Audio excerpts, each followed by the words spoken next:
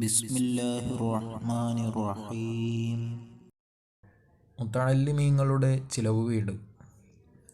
Muhammad bin Sirin റളിയല്ലാഹു അൻഹു പറയുന്നു, വൈകുന്നേരമായാൽ മുത്തുനബി സ്വല്ലല്ലാഹു അലൈഹി വസല്ലം തങ്ങൾ സുഫത്തിൻ്റെ അഹ്ലുകാരെ സ്വഹാബികൾക്കിടയിൽ വീതം വെച്ചു നൽകാറുണ്ടായിരുന്നു. ഒരാളെ മുതൽ 10 പേരെ വരെ സ്വഹാബികൾ കൊണ്ടുപോകാറുണ്ടായിരുന്നു. സഅദ് ബിൻ ഉബാദ റളിയല്ലാഹു അൻഹു എല്ലാ രാത്രിയിലും 80 പേരെ കൊണ്ടുപോയി ഭക്ഷണം നൽകാറുണ്ടായിരുന്നു. അല്ലാഹു കൂടുതൽ ശ്രേഷ്ഠതയും പവിത്രതയും കൊടുത്ത വിഭാഗമാണ് ദീൻ പഠിക്കുന്ന മുതഅല്ലിമുകൾ.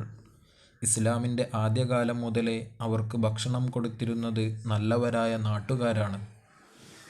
അവർ ആ കുട്ടികളെ സ്വന്തം കുട്ടികളെപ്പോലെ കാണുകയും സ്നേഹിക്കുകയും ചെയ്തിരുന്നു. പഠനകാലത്ത് ചെലവിന് ഭക്ഷണം തന്നുകൊണ്ടും വസ്ത്രം തന്നുകൊണ്ടും മറ്റു പല രീതിയിലും സഹകരിച്ച ഉപ്പമാർ, ഉമ്മമാർ, സഹോദരി സഹോദരന്മാർ, അവരുടെ എല്ലാവിധ ഹലാലായ മുറാദുകളും നീ ഹാസുലാക്കി കൊടുക്കണേ അല്ലോ. അവർക്ക് നീ ആഫിയത്തുള്ള ദീർഘ ആയുസ്സു നൽകണേ അല്ലോ. അവരുടെ മക്കളെ നീ സ്വാലിഹീങ്ങളിൽ ഉൾപ്പെടുത്തണേ അല്ലോ.